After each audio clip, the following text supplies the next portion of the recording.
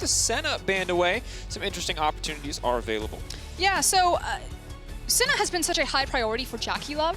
Now, it's a high priority in the sense that Ashe has also been banned out in majority of the games against him, and you saw that the last time it was left open, he grabbed it and he had an incredible performance on the champion. So this is what I expect. You priority pick the jungle because Graves is going to be very important, and then you yourself grab the Ashe to deny it. I don't know so much about grabbing the Lillia here. I actually would have preferred if Solo grabbed hold of the Ornn right now, just because I think if you have a Graves can struggle to kill Ornn a lot, and I think Ornn is just a powerful champion for teams that are struggling a little bit in terms of, you know, executing on bringing their top laner down, forcing fights, but maybe they knew that Caitlyn was going to come in, and so now they're looking for more dive potential rather than an Ornn, so something like a Camille. Well, certainly locking in a Blitzcrank is a bold strategy here. A big bet there that you can land the hooks to deny this poke lane from kind of forever chunking you out. Obviously a lot of invisible pressure as long as you have the grab up. They do sort of have to respect it on the bottom side, but definitely a bold pick coming in here for IgNar. And while tenacity is certainly going to be something that hurts Lillia and Ashe's chances of 100 to 0ing someone, the knock-up and the grab from Blitzcrank will be unaffected. And one of my concerns with having Lillia and Ashe on the same team is just the value that you now get out of running cleanse on your mid laner or cleanse on your bot lane. True. You kind of get like the 2-for-1 special, and I'm sure that we'll see it now that both these champions are in with the sleep and the Ashe arrow. We talked about, you know, playing some comfort picks. Blitzcrank, obviously a big comfort pick for IgNar, and I do like the fact that they are just trying to brute force break this lane. We saw Tactical and Core JJ running this one early in play-ins. The Caitlyn Lux lane has a ton of kill pressure. Obviously, you guys can figure out how this one works. Lux hits a binding, you then hit a trap, you then hit a Q, you then hit an E, and you just get burst. It's weird. There's a theme to every synergistic Caitlyn lane, and it seems to be Caitlyn traps. Although we've got the light binding half instead of the dark binding half, so no more Ghana at this time around. The Volibear going to be taken away alongside the Camille, the Ornn. This is an interesting one. Obviously, FlyQuest do want to set Solo up to be comfortable in lane. The question always is going to be, how do they do that against a player like 369? So I feel like Sion and Gangplank have risen pretty dramatically in priority now that we've got 20 million top laners banned away. Camille, Ornn, Renekton, Shin, and Volibear. I would like a Gangplank, just because I think if you're playing around the bot side of your map with an Ashe and a Blitzcrank, that just gives you so much power down there, obviously with the Cannon Barrage, but we'll see what Solo wants to pick up here. He can even hold it and grab your mid laner. Strong blind pickable mid laners are still available, like the Azir. That might mean a possible Zoe coming in for Knight, though.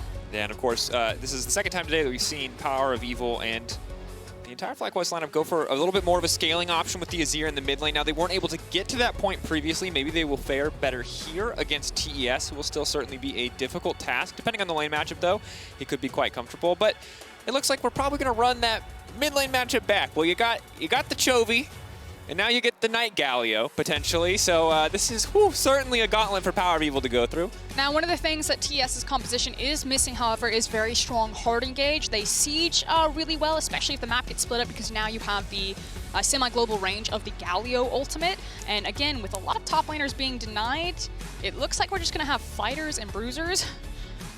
There we go, Urgot.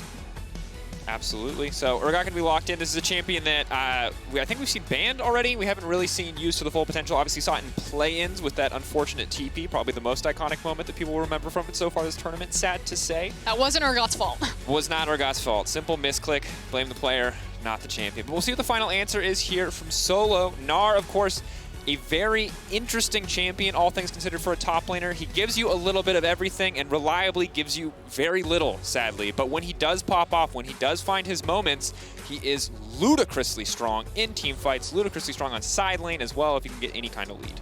So right now, looking at FlyQuest composition, it feels like what they're trying to do is play between mid and bot lane by trying to have push priority or push pressure in that lane. Likewise, with a Blitzcrank, there is the potential that you see a spicy level 1 coming out of FlyQuest to early split the map for Lillia. And then Gnar, if he is playing a weak side Gnar and Solo doesn't get a lot of attention, can be very safe. You know, range top laner, has the hop to get away.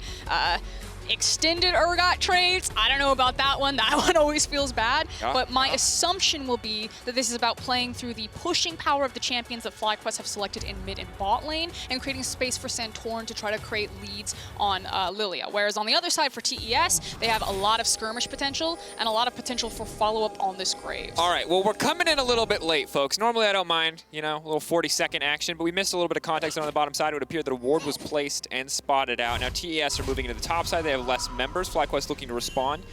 And of course, if you've been following Worlds so far, you know how crucial, how important level 1s can be. So a single piece of vision, spotting out and denying a hook coming in from IgNar is a big deal.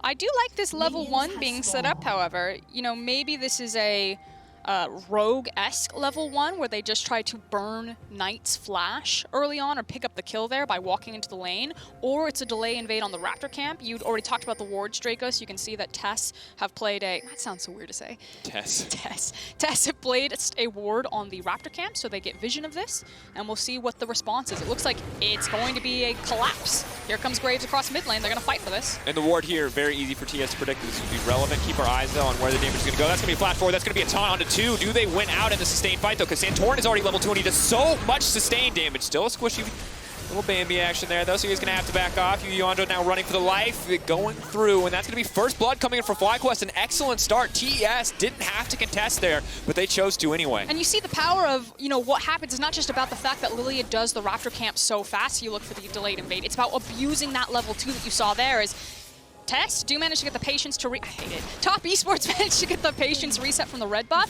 so JackeyLove is going to help Karsa at least get his primary buff, but you might say damage done, especially because WildTurtle and IgNar are getting first to this wave right now. And getting level 2 early on this lane is a very big deal. Now, of course, important to know that JackeyLove did hold on to his flash, but that said, Yuyanjia is going to be very vulnerable here on the bottom side of the map. A single hook connects, which should be easy to do so if you could just flash, go for the power fist to kick things off. That is a decent amount of kill pressure bottom side. I want to talk about this Santorin pathing, because it's ending up being a split map anyway, and I don't know if it necessarily had to be, because he had priority with WildTurtle and IgNar. We talked about getting to the lane first, the fact that, you know, you have flash still on your Blitzcrank. Now they're letting the wave slowly, not necessarily push in, because it's even right now. In fact, the cannon's probably going to kill those and turn on the cannon.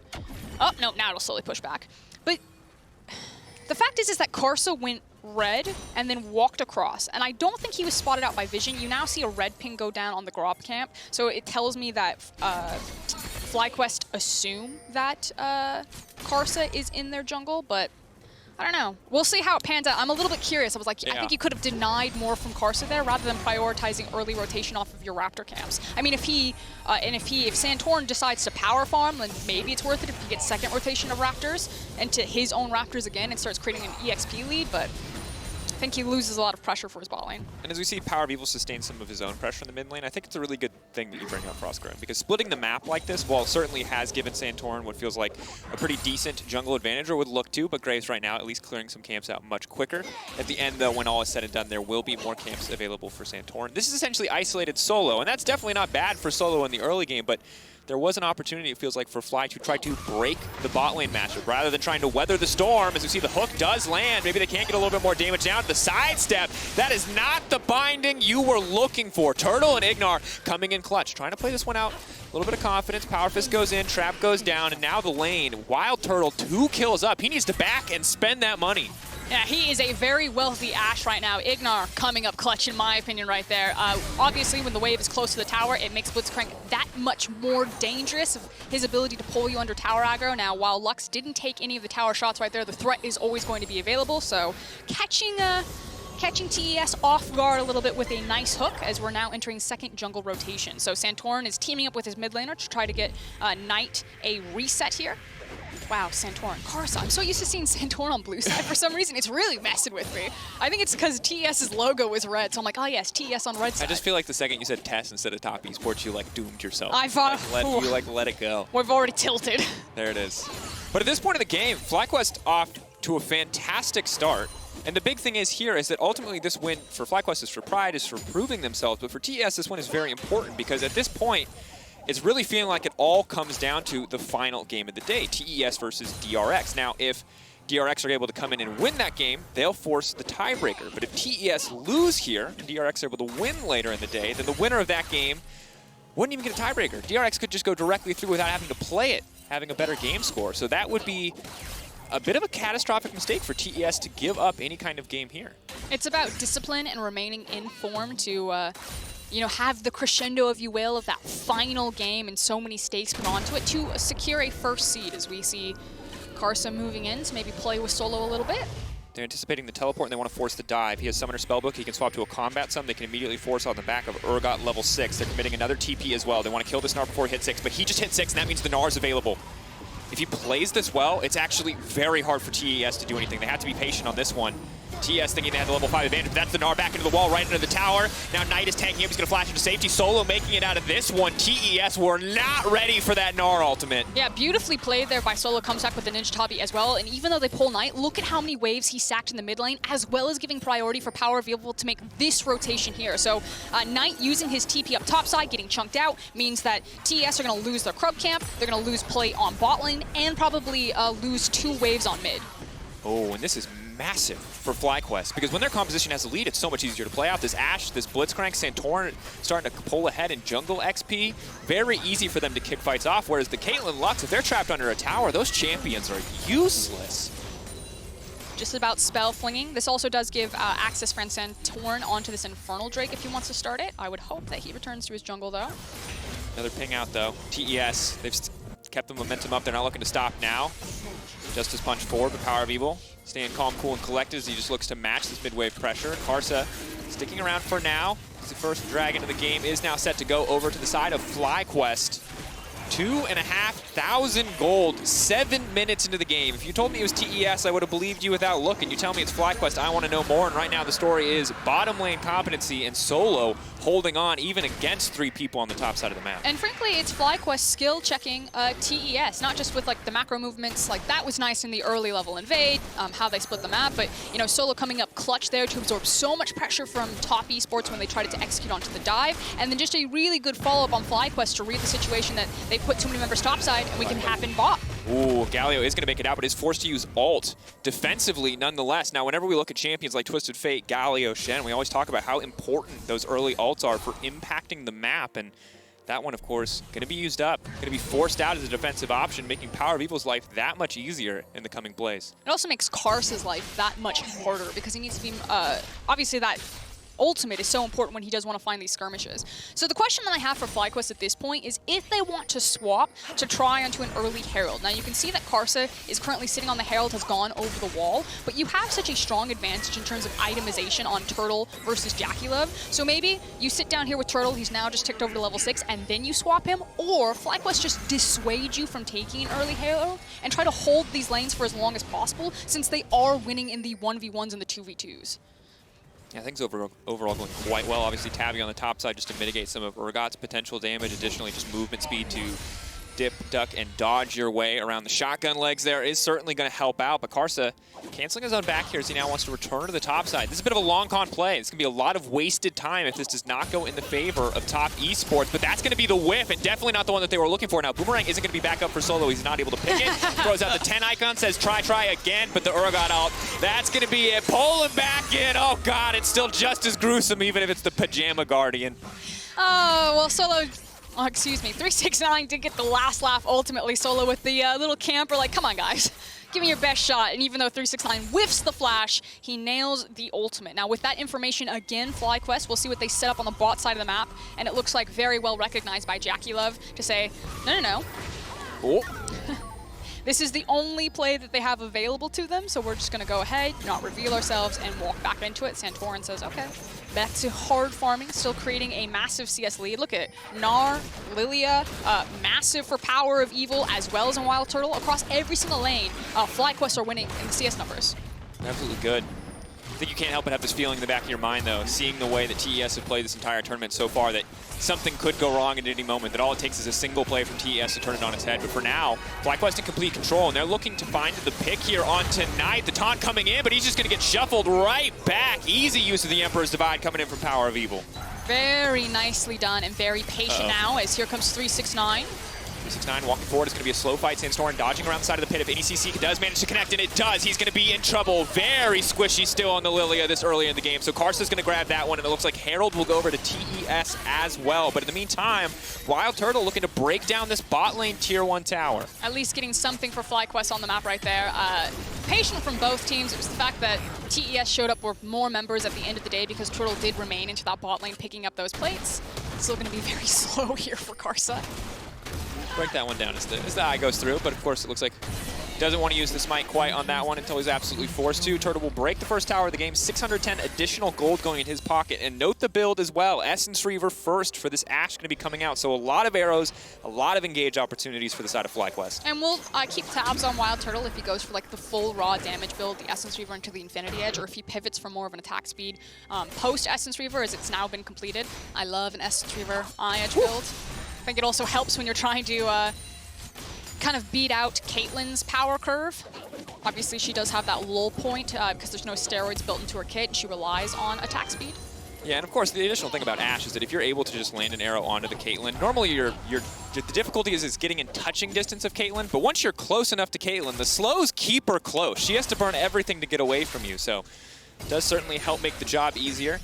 Whereas Blade of the Rune King, as nice as it is, it can be a little bit more difficult to find those 1v1s. I think it's nice too because obviously with a Bork, it would help you burn down the likes of the Galio and the Urgot, but when you have an Azir, you don't necessarily have to be that responsible for killing the tanks because you can let Azir do a lot of that work for you, as well as Solo up here on the Gnar. Solo going to take a decent chunk of damage, but of course already has some Ninja Tabby, so a little auto attack from Harass from JackeyLove isn't going to hurt him too badly. Solo doing a very good job of holding on at this point in the game, but the question for me is where does 369 go? He's got the Summoner Spellbook, and right now it's Ghost Ignite. And there's certainly a lot of kill pressure from base numbers alone coming in from this Urgot, especially when you add a Black Cleaver to the mix, whereas Solo hasn't had an opportunity to back yet, so still hurting for a major item completion. Yeah, so 369, interesting lane assignments, picking up bot lane while you see that Knight is actually pushed up and facing WildTurtle as Herald is dropped down behind the Caitlyn. That makes sense. You want to try to funnel as many plates as possible into her, but here's a potential dive. Santorin going to be in trouble here, though, because once again, he is very, very squishy. And that is going to be Venison for the side of TES. Easy finish out on that one. And Solo might just be another name on tonight's dinner menu as he's going to get poked out as well. Karsa with the blast to the face. And it's already starting to look a little bit rougher for FlyQuest. Oh, it's Venison and Squirrel. It's very different palettes here. Oh, that's tough. And for FlyQuest, you can see what they wanted to do. They wanted to punish Knight. They wanted to make sure that this Galio did not get to play League of Legends. The good news is they have enough of a lead overall that they can still get a Constellation Drake on the back of that one. But it does mean giving up some of the gold advantage that they worked so hard to build up earlier on. Yeah, but now they've got 2 dragons. The next one will be in about 18 minutes. So you're looking at a potential of a 23-minute soul, which is obviously going to feel really nice for FlyQuest because A, they spike really well on 2 items and then continue to spike really well. They have tons of scaling potential for them. So while the last exchange, you know, kind of looked like it was traded 1-for-1, tons of gold being funneled into JackeyLove's pockets, it still feels like a really good position on this map state for FlyQuest. Yes, but definitely need to keep it together. Cannot afford any more small mistakes. Because at this point, the gold is starting to even out. And as much as those Drakes are going to help, you're still hoping to play around Soul Point. You're hoping to maybe utilize this Gnar and all of his glorious ultimate power, especially as Solo gets closer to level 11 to lock down TES, to find that big combo to close out a fight. I feel like Solo's job is just going to be as obnoxious as possible. Yep. Yeah. He's actually building a slow push here. The minions will focus fire. See if they remain focus fired. Yep, so it will slowly push away from him and build up. And as the second wave crashes, it'll be a little bit more rapid, and we'll see what Knight does. Of course, has both the ultimate and the teleport available, so can't be anywhere that he needs to. Meanwhile, in the mid lane, waiting for FlyQuest to find another opportunity to make plays. I like what we're seeing on the mini-map, not so much on your screen, but on the mini-map, you are seeing IgNar and WildTurtle push in and lay down a little bit of deep vision. Of course, when you have a Blitzcrank on your team, breaking mid lane tier 1 tower is hugely important because it sets you up for some nasty picks just like this. Sidestep there, though.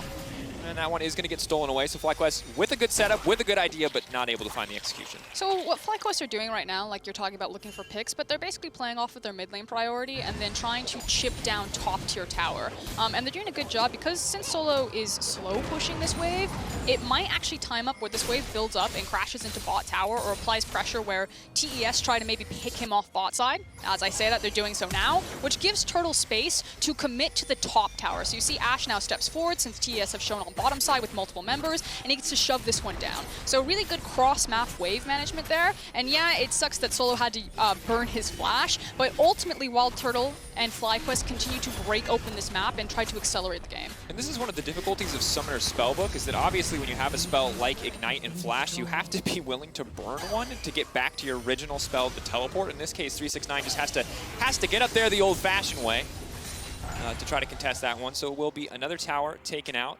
FlyQuest for now, holding on to a 2K gold lead, 2 Drakes as well. All things considered, looking pretty good in this game. PowerOfEvil scaling quite comfortably. You look at individual CS discrepancies, and they are certainly still favoring the side of FlyQuest. Yeah, and now it's going to be how they problem solve breaking down this mid tower. Now, historically, how you do that is... At landing that arrow. Oh, JackeyLove. Absolute MVP of dodgeball in his elementary school class. No doubt there after that one. What I was about to say is you can throw multiple members into the lane and just start fishing with pieces of CC to force you away from it and chip it away. Or you hard push side lanes and then use the inside track of getting your numbers there first and start cheating in and potentially threatening a dive. But FlyQuest go for the kitchen sink method. They throw an arrow, they throw a swirling seed. I don't even know if the Blitzcrank hook came out before the camera got there, but they could have thrown that as well.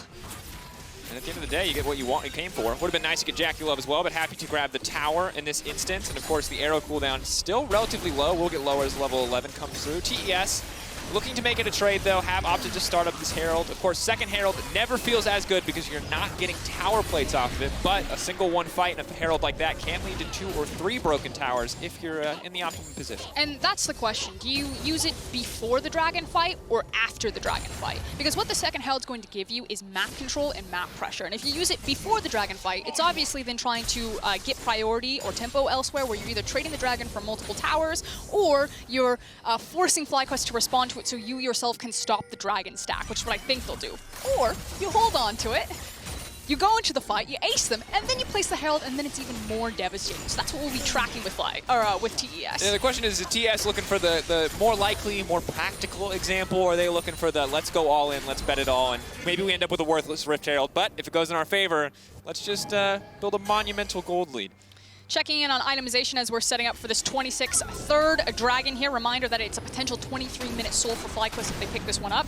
We have Reverie that's completed for IgNar, so watch how that is used to gap close and try to get back onto JackeyLove. Right now, TES fighting into enemy territory. They have so many control wards just to make sure that they can get in the area, but it is eyes on IgNar. He's holding, though. He's waiting. Has to be patient here. He hooks karsa. It's a good look. He hooks 369. This fight could be over in an instant. Urgot very tanky. PowerOfEvil, of course, as well as Santorin are going to do good damage to him, but not going to burst him enough to take him out of the fight. Look at the mid wave. Oh! Going over the wall. He's going to get locked up. It looks like they might just have enough damage. Now 369 trying to sidestep, trying to make it out of this one, but they're not able to take him out quite yet. They burnt literally everything on the Urgot, but it looks like it was the right choice. Now they're going to have to concede a tower here from the side of FlyQuest, but in the meantime, they should be able to take down this third Drake uncontested. A good pick from FlyQuest. Really nicely done from FlyQuest. Again, a lot of patience, especially around Santorin and IgNar. Woo! Santorin securing the dragon right there. Ultimately, it was IgNar's hook, but Santorin also had really good position with the Lillia over the side, trying to fish again for swirling seeds. And also the fact that they just patiently sat and they looked at the dragon, they looked at the mid wave, and they said, the longer that TES sit here, the better it is for us because they're losing waves to mid lane tower. So us just standing still because of our wave state is actually advantageous for us, as well as now putting them up for soul point. Very good situation to be in overall. When we look at this composition from the side of FlyQuest, they're in a position where now that they've built a lead, as long as they don't walk blind into Fog of War, it's a pretty good composition to play out. You've got pick potential with the Ashe and the Lillia, both of which also bring some pretty solid team fight power. Pick potential for the Blitzcrank, which when you're behind feels useless, but when you're ahead like this, you are able to blow up the tankier members like 369. And for the side of TES, you can see that they don't really get to start fights on their terms. They kind of have to wait for FlyQuest to start it for them. Solo finds with the boomerang that someone is in that brush. IgNar says, why not? And goes ahead and pulls Urgot to his death. Now, 2-for-1 special. Look, I said that they might not be able to kill 369. They obviously wanted to prove me wrong. That's 2 in a row. FlyQuest finding the picks that they need to. Now it's 1955. Baron will spawn in about 2 seconds now.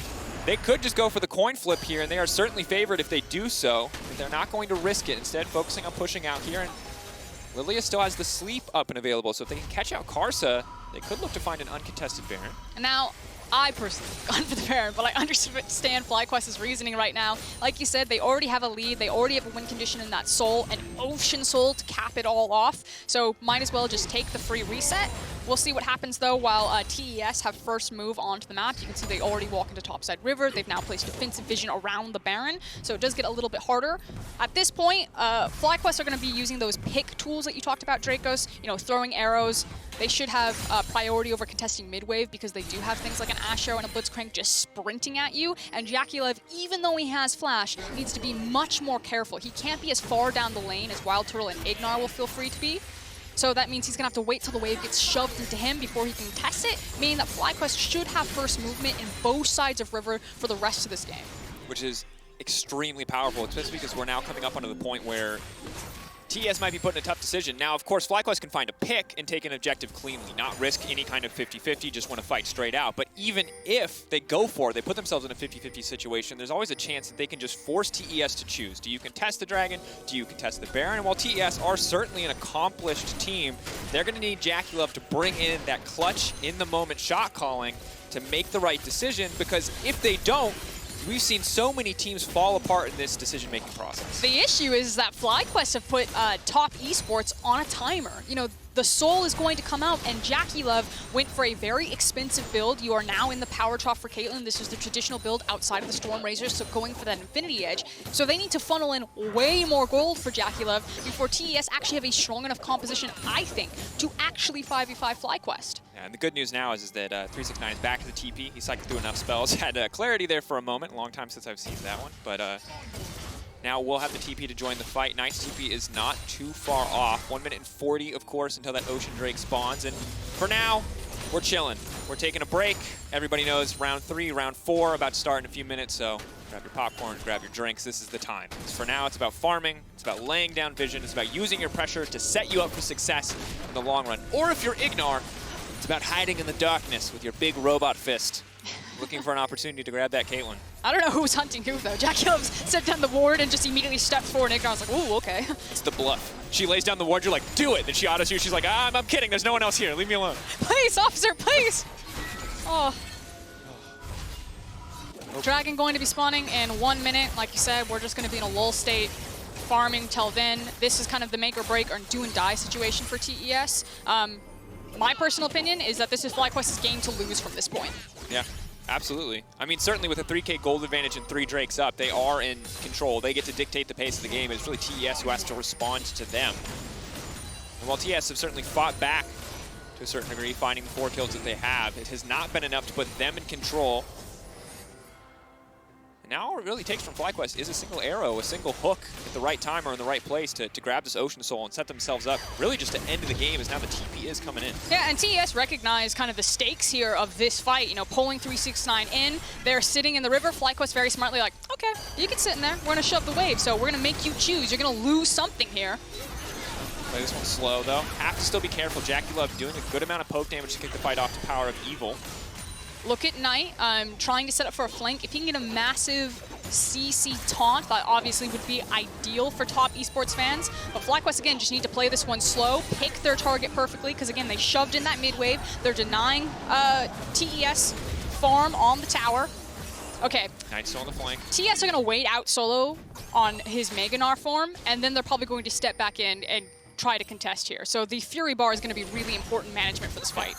Yeah, and of course, I believe 15-second cooldown until you can get rage again. So they have this window of about 30 seconds, let's say, give or take, where they know that the Gnar ult will not come to bear. The question is, can they win the fight anyway? They hooked JackeyLove, they maybe just kicked it off, but that's Knight on the backside looking for the taunt. WildTurtle now locked down. Who's going to get it in the end? It looks like the Ocean Soul has been secured by Karsa. FlyQuest now running for the hills, but they'll find 2 kills off the back of that. TES may have saved themselves from an Ocean Soul, but it still looks like they're going to lose the fight. The scoop back in. WildTurtle says, give me another. And that's looking like a triple as it comes through in the end. Clean fight from Fly. And that should be the Baron. FlyQuest is going to feel so confident to walk across the mid lane, to pick up the Baron. Yeah, they didn't get the Ocean Soul, but they got more than what they came here for, and they'll be able to set up for that again and again because their composition still scales so wonderfully. And that's the thing. As good as it was for the side of TES to secure the Ocean Drake, it does to a certain degree right now feel like they're delaying the inevitable, because now it's a 5K gold lead. That's going to grow again when this Baron drops and all that extra money goes into FlyQuest's pocket. And now they have to survive the siege of the Ashe, Lillia, Gnar, Blitzcrank, Azir, and those are not easy champions to survive against. Taking another look at this one, I do want to give out credit to Solo. As soon as he saw that Knight was coming in, he tried to immediately jump onto the Galio. You actually can't see it on the top of your screen. Knight does ultimately get into the back line, but it allows enough time for WildTurtle to reposition. He's got Solo in front of him as well as IgNar, and then they just allow their AD carry to push through. JackeyLove at this point, just trying to go hero mode. Can't get it done as PowerOfEvil has moved all the way around the pit and then finds him, tosses him back into the team, and just really wonderfully played, I think, from minute one from FlyQuest. This is a fantastic game from FlyQuest. And as said before, there were a few hiccups, but I was skeptical when I saw that Gnar pick locked in for Solo, but it did well. This feels like the first time that Solo has not only weathered the storm, but also flourished in these fights. And now finally, we get to see IgNar, WildTurtle bring all of that power to bear for 369. He is slowly going to get chipped away here. They have to be careful, though. They're using the sleep a little bit early, knowing that they can't fully commit to the Urgot quite yet without anyone else there to do damage. But that's big damage coming in from JackeyLove. Lux ult to follow. Will get sidestepped. But obviously, FlyQuest still need to be careful. The damage is there for TES. The setup, not so much. But if Fly walk into the wrong part of the map, they will get popped off on. Yeah, multiple crits coming out of JackeyLove, just taking chunks out of WildTurtle. You can tell that top esports do have some teeth in their bite right now, but still, FlyQuest should just play the map with this Baron buff, continue to snowball their own gold lead, closing in on 10K now. How much longer before they're gumming it, Frosco? How much longer before it's dentures left for TES? I'm going to say PowerOfEvil or IgNar just gets one good punch. That's it. How many teeth can IgNar knock out with this one? Now, the good news is Karsa has that Edge of Night. Early lethality perch is certainly going to help him out a lot, as well as stop this hook from really being a massive threat. Solo on the bottom side. He is just the chauffeur for this minion wave. He's just driving it in. He's just poking down, but he knows his only job is to protect his cannon minion, because there's another point of pressure in the mid lane as well. Well, I already have access to the tower. WildTurtle laying down a bit of poke as well. You can see it's all about just weaving in and out, trying to get free autos without giving anything up here from the side of FlyQuest. Now, they do have Gnar on the bottom side. If they wanted to pull the trigger, here is a good opportunity. And as stated before, once it fades away, it will be a small window before they can try to activate that one again. I mean, I think at this point they're just trying to get as much chip damage as possible with IgNar kind of fishing for a hook. If he gets a good one, that's obviously going to feel really nice, but FlyQuest should be sitting on a bunch of gold because of the towers that they've taken. So I don't think they're going to try to force their hand too hard here. If they go wrong, they would give a lot of shutdowns over. Big arrow, Mikhail's fall out. Oh, deep teleport. This flank could be massive. Keep in mind, it's a low health bar for JackeyLove, so they're going to have to play this one out a little bit slowly. JackeyLove has reset his position. Knight has flanked. FlyQuest have spotted him out, and now Knight actually might be in trouble. Oh, hawk shot. They're retreating. He needs to use his Galio ultimate reposition. Ult to poke. He's just going to walk around. That was not the heroic TP flank that they were looking for, but you can see how much FlyQuest have TES on the ropes, because that Galio TP play might have been the only way they could get a clean fight started off in their favor. And it's a minute until the next Ocean's Dragon. And when you're on Soul Point, they have to come and fight you. And right now, FlyQuest, they've played well, they've played so good, but they might not need to in this last fight. They might just be able to beat TES down with their wallets, with all of these itemization advantages you see across just about every character on the side of Fly. Yeah, and it's not even just the wallet, it's the map pressure that they can have. You know, they have super creeps that come in through the mid lane. FlyQuest can play the same move that they did last time, which is hard shove the mid lane wave, allow that to funnel in, and then just stand at the dragon and wait and say, TES, you know, are you going to come at us? Because you got to take care of your base. Ooh. Flip it. Flip it for the NA fans, because that's NA hope right now. You might be knocked out, but you can go out looking good after a game like this against TES. Herald going to connect on 369. They're going to pull him back to the middle of the team. The follow-up is there, but they can't quite get it done. Karsa now leaping into everyone. WildTurtle going to be isolated, taunted off to the side. That's going to be massive. Maybe, just maybe they can turn it back. But Fly say no, not today. Chasing him down. Solo, bobbing, weaving, moving forward in the fight is PowerOfEvil. Looks for another opportunity to throw a few more autos down, but they've killed WildTurtle, but not Santorin, and that means Cloud, or Ocean rather. An easy pickup here for Fly. That's going to be Ocean Soul, and while TES is starting to throw a few more punches, Fly still coming out on top. Yeah, it's just the shutdown bonus. I believe it was Knight who got the shutdown as well. So on the Galio, I'm going to say not going to make that big of a difference here as we take another look at it. I was just going to talk about, you know, the strength that IgNar and WildTurtle will have right now because 369 is so vulnerable. Now, as soon as 369 is caught, Knight immediately sprints into the backline, forces the flash out of WildTurtle, so maybe they capitalize on that because he is much more vulnerable now, but picks up that 1,000 gold bounty, but still only sitting on 2 items. Yeah, and at the end of the day, now there's the QSS to contend with as well. Blitzcrank building towards a Righteous Glory, and of course, Ocean Soul. So if you're hoping that your kind of low damage Galio at this point in the game was going to burst through WildTurtle, you're probably in a tough position. And I like the sentiment that Yamato brought on the analyst desk the other day about Galio and some of the incredible mid laners that we have on this tournament, and that it kind of masks your strength. You don't get to shine as bright on the Galio as you would other champions, and I'm kind of tired of teams picking it. The list of mid laners that have played Galio and the list of mid laners I never want to see play Galio are almost the same list. It's a circle. Chovy, Showmaker, Knight. And look, I'm not going to knock TES's draft. Like, clearly they had some good plans. Now, FlyQuest plans looking like they were a little bit better, but it does feel like TES have hampered themselves a little bit by not putting one of their star players on a champion with a little bit more agency in this game. But right now, FlyQuest looking for perhaps the kill shot, as they have Ocean Soul, they have Scuttle Crab, and they are now on the Baron. This should be the FlyQuest victory lap. 7K up. Absolute control. They're going to grab another Baron. Deluxe Halt.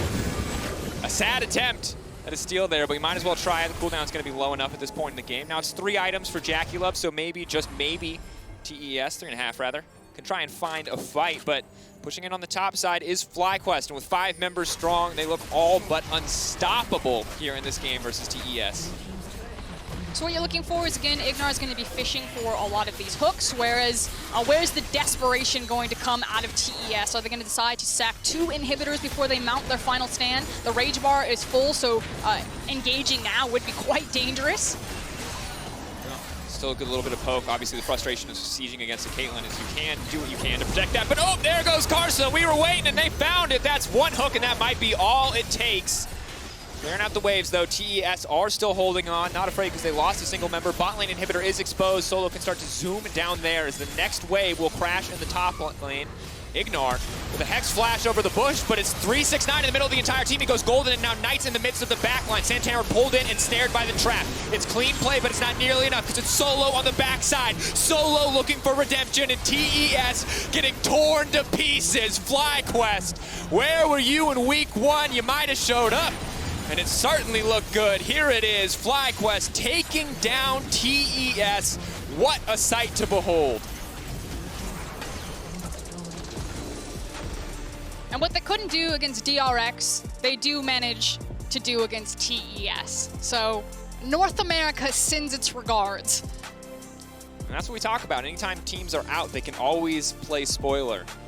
They can always make someone else's lives harder. And this is what I sincerely hope. I hope NA fans can look at that and be proud of that performance, because to me, that was some clean League of Legends. That was some fantastic individual performances coming out across all of FlyQuest. It's kind of one of those bittersweet moments, It's like... Are you mad that you didn't see this every game, or are you happy that you did at least get to see it? At the end of the day, though, FlyQuest, like you said, taking their victory lap. They should feel very good after that initial game. And TES really need to go back to the drawing board. The pressure is now on to show up to secure that first seed. Definitely a more difficult path now.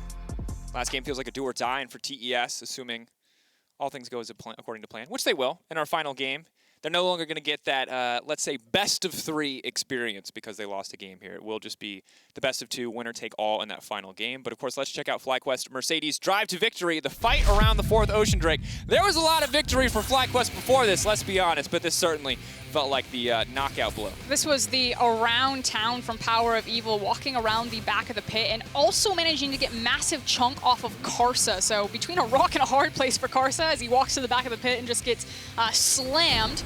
And then it's Solo, IgNar, and WildTurtle to clean out the rest of the fight. Just a beautiful pincer maneuver from FlyQuest and their team fighting. Yeah, very well played overall. And again, we see another Caitlyn Lux lane fall. The Observer just really doing built-over dirt I'll there. be honest, right? They love their death shots. They love their really brutal death shots. They're just like really focused on this guy and his hopes and dreams being crushed. This is like, get the camera on that corpse. After the break, we've got FlyQuest returning to the Rift as they now aim to keep that momentum and look to take down the Unicorns of Love.